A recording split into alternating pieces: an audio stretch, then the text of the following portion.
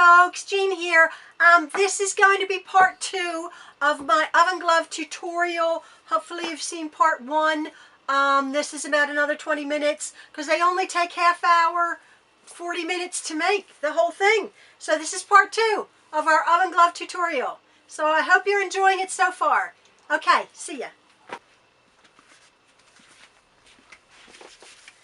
So, as you can see, we have what looks like oven gloves. And actually, I was looking at it, I'm like, actually, you could almost, if you didn't want to curve the corners, these are oven gloves. I mean, how simple is that? These are fairly good sized ones. Once we put the binding on, they'll be a bit smaller.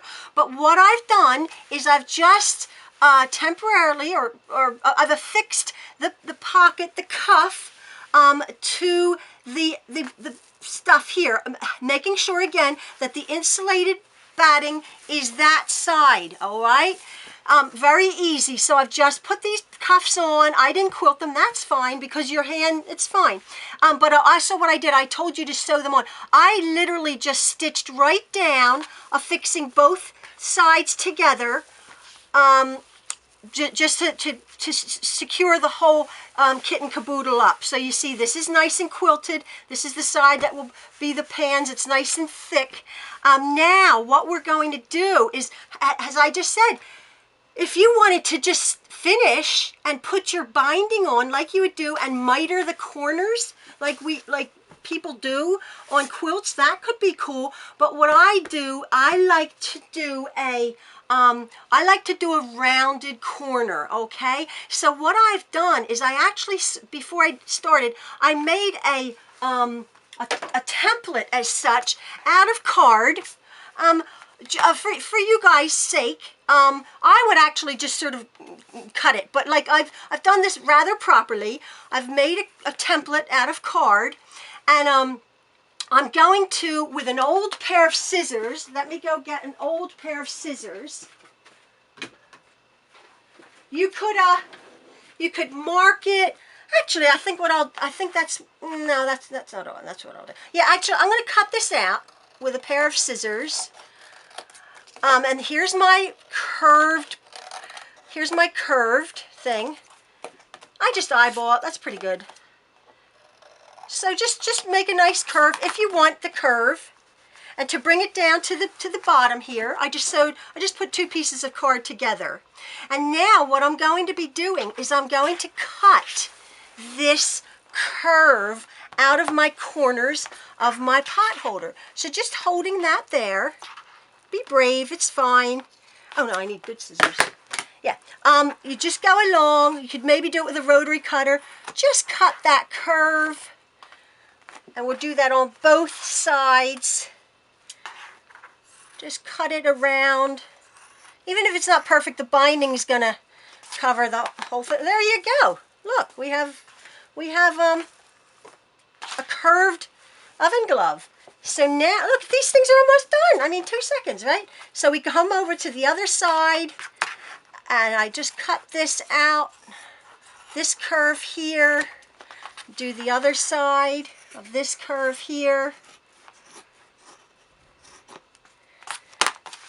And we have what looks like curved oven gloves. And now you see that came out because I had stitched it. That's fine because now we're going to be attaching the binding. But before we do that, if you want, I always put a little hanging cord. And remember my red cord from my drawstring? I have 10 million yards of this, so I'm going to use it up. So I'm just going to, what you want to do is if you want a little hanging thing, you can put a bit of ribbon or a bit of binding or like you could do if you have like a loop turner, you could do a self cording, whatever kind of cord. I just use a bit of cording. It's going to be going under the under the binding. So on either side. So I'll do a nice size loop. Hopefully this is in the thing. Do a nice size loop about that big. And I'll stitch. I think I'll do it on the back here. So when it's hanging, no, not, let me see. Now I'll do it in this. I'll do it in here. I'll do it here. I'll put it right in the middle. Pinned it. Let me just see. think this is in the middle. Figure out where your middle is, yeah. And then right now, you want to go and you want to stitch this. You want to sew that on. You just want to whatever little loopy doop you'd want to do. You just want to sew right on to the middle, and then the raw edges to the raw edges. Oh, it's fiddly. So I'll take that over to my machine. I usually would just take it over to my machine, but I'm trying to pin it. Oh, geez, these pins. I'll pin that like that, and then that will be my little hanging loop. Can you see that? That'll be my hanging loop. So I'm just going to go over and stitch that, and then I'll show you how we attach our binding, which is basically like how we do our quilt binding, and then the things are done. So I'm just going to stitch that, and I'll take my camera over to the machine and show you how we do the binding.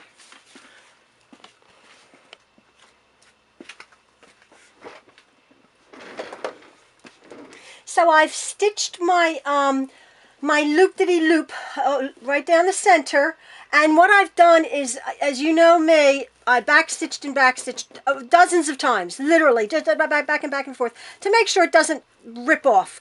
So now what I do is I'm going to be taking my binding to finish our oven gloves up. We're going to turn them over on the reverse side, making sure that that little loop is tucked under, and we're going to be leaving about 6 inches, about there, just a little bit up from the middle on this side, raw edge to raw edge. And what we're going to be doing is we're going to be stitching the binding on the reverse side of the oven gloves. We're going to stitch it all the way around, and then like we did on the cuff here, we're going to turn it to the front or the back or whatever, and we're going to top stitch it along in the black thread. So you want to leave, it's just like how I quilt my binding on my quilts. I bind my quilts. Yeah, that's how I bind my quilts. So just leave about that much, and then when we come to it, I'll show you how I do my binding. So it's a good thing because we left, there might be some bulk there, but it's not like 6 or 7 layers. So about a little bit more than a quarter of an inch. You just want to stitch this along, and actually, oh my, I can't believe this is happening. My machine. What I do is there you go. What I will do is I will actually stitch my binding and all the way, and then I go back and I stitch it again. My bindings, I double stitch my bindings. So I'm just going to start stitching my binding along, just like I would do. And I'll show you what I do when I come to the corners. It's a gradual corner. There's my cuff. It's a bit thick. But what I do is I'm just going to gently ease this. You have to do it a little bit more than a quarter of an inch, maybe, because it's very thick. You don't want to be going off of your quilt sandwich here. What I do is I'll just ease this around on this curve. You will get some tucks. It's no big deal. Hopefully my hand's not in the way.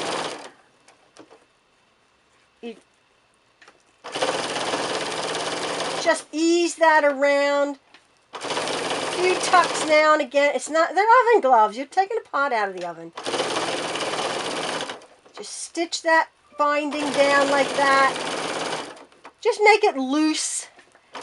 And we're going to turn it around to the other end, to the other side.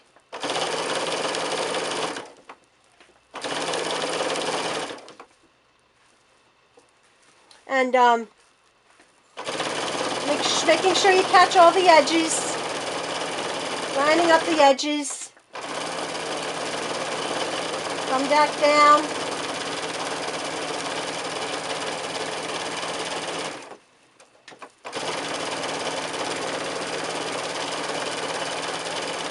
well, this is a thick part because we're coming to the cuff. Hopefully your machine, It's not a heavy duty thing, but it is several layers of fabric.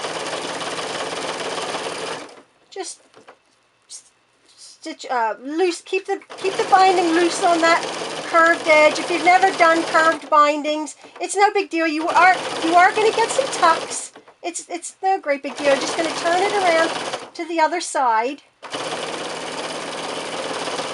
And I'm going to come down this edge, and this is how I do my binding. I will have a lump.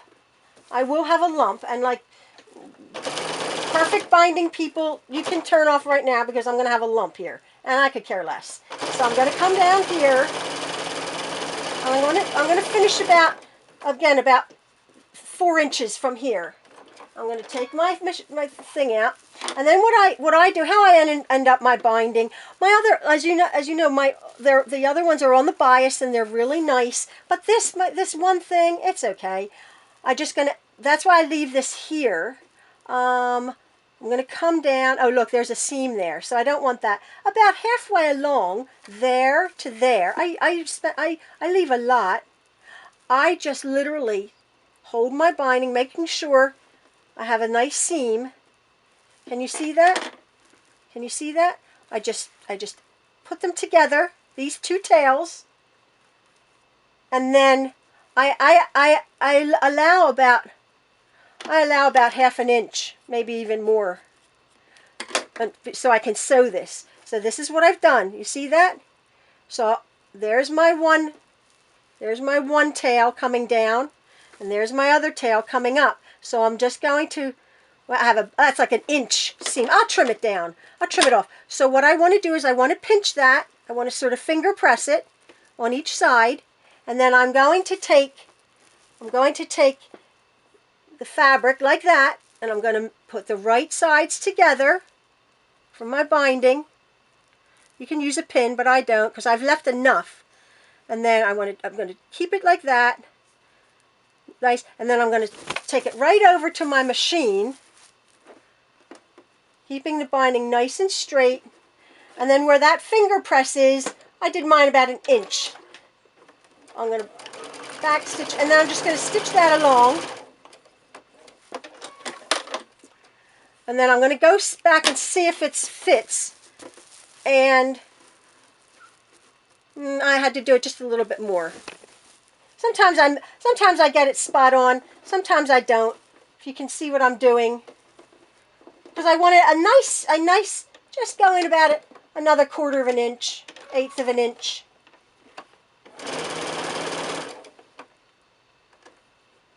I think this is like the ghetto version of doing binding, but it's my version, and I'm cool with it. Now it's probably going to fit nicely. Just go along, and there's my binding fitting really nice with that seam. So now what I'm going to do, because it's a mess, I'm just going to trim that off. Trim all my things. Push that seam to one side, and then I'll finish stitching my binding along this edge.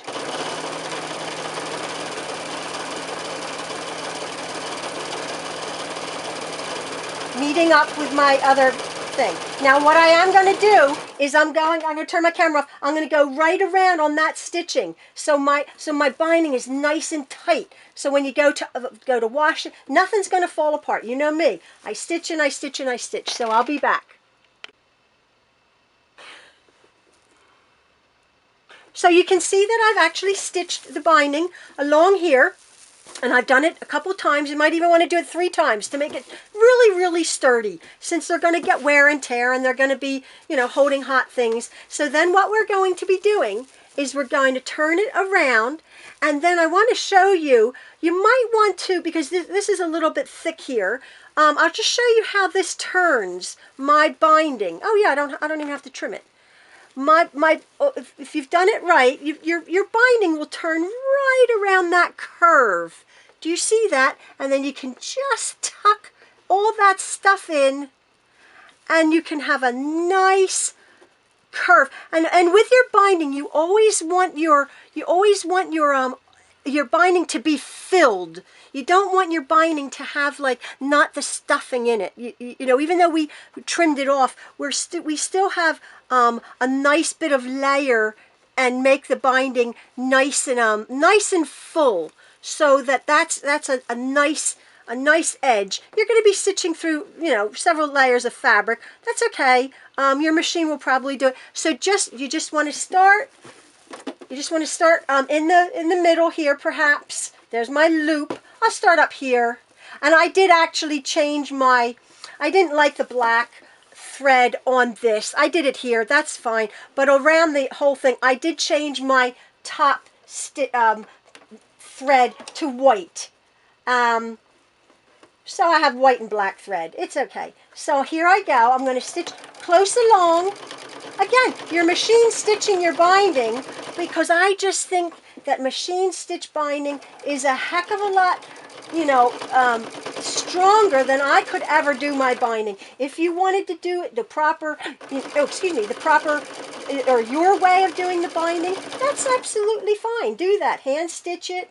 But I'm just going to tuck all this bits around here. You're going to come up here, and this, if you notice, I just keep smoothing and pulling, and my binding goes right around that cuff there. And then I come up to this. It's a lot of material because it's, you know, this is where the cuff is.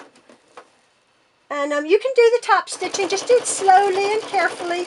Take a few bits at a time, and then go straight around that corner. The curve should be nice. And I'm going to actually stitch this a couple times. So you want to pull it out from the back, and you want to get all that stuff in there.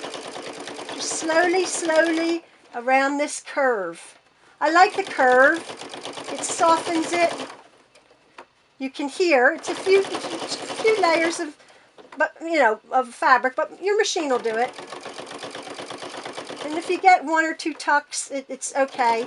I'm pretty good though. I haven't gotten a tuck yet, because this just curves right around real nice, depending on your the curve that you actually cut. So I'm just stitching that in. You want to cover that seam, and again, make sure that all of that fabric, all of that stuff is in the binding, so you have a nice thick binding. It's just a nice touch. I'm coming down here, turning that real nice. Again, keep it right in front of you. It's much easier to, you know, to have everything right in front of you. Come along there. Keeping everything straight, keeping the binding straight, and the way you've trimmed it and cut it,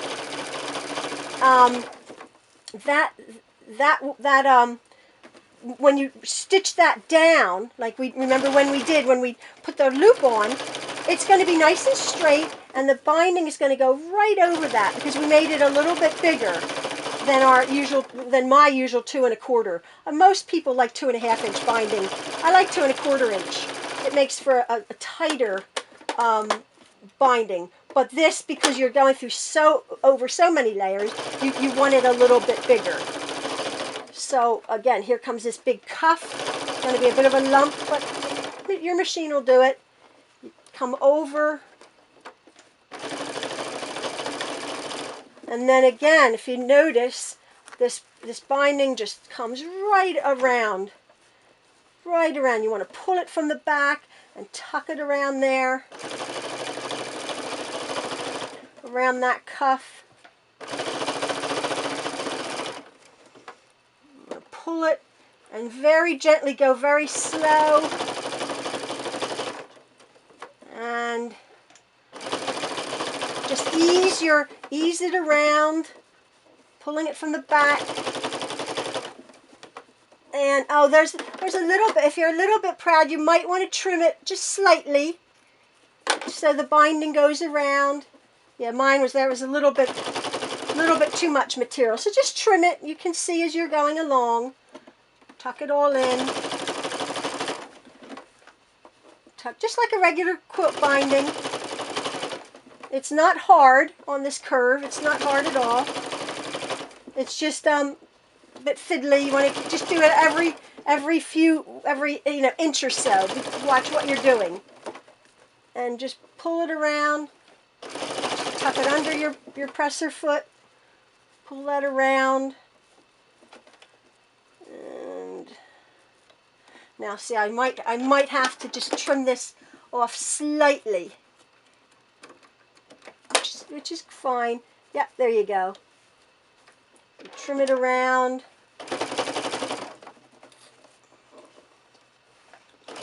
I have a little tuck there.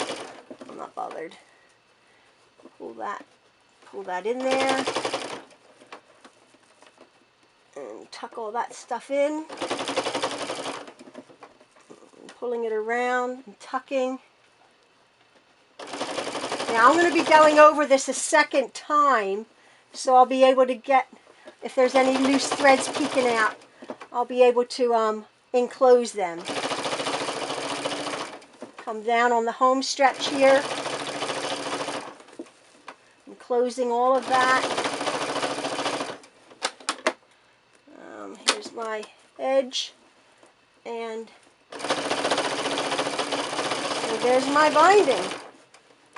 Tuck right around there. There's a few loose ends, but that's okay. There's a little tuck there.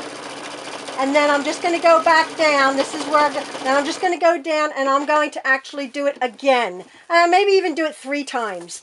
So I'll be back. So I've just finished my oven gloves. Go figure. Look. There we go, my oven gloves. What I actually did, if you notice, there's my thing. It's not going to come out because I sewed it and I sewed it and I sewed it. What I did is when I went around my binding, as you just saw me doing it, I actually went around 3 times, machined it 3 times. I just feel that, you can't really see when, like from there. And on the backing, it's nice. But I just think, for washing and for the pulling on pots and pulling out of the oven, I don't think there's anything wrong with reinforcing. And since it's machined, it looks like it's almost store-bought, actually. Yeah, people will think, wow, that's really good, because if you actually peer and look, you'll see 3 lots of stitching. But you don't see it when you're looking at it. You're just seeing a pretty oven gloves with a lovely little holder. So there's my tutorial on making oven gloves. It didn't take long at all, did it? You don't have to be frightened about this curve. It's easy. Just do a nice easy thing. Top stitch along. Like I said, I changed my thread up, and they're really nice quilted oven gloves. So anyway, I hope you enjoyed making them. You were all anxious. You're all anxious to see my oven gloves. I have another pair of oven gloves for my kitchen. So thanks, everybody. I really appreciate it. Have fun making oven gloves. See you later. Bye.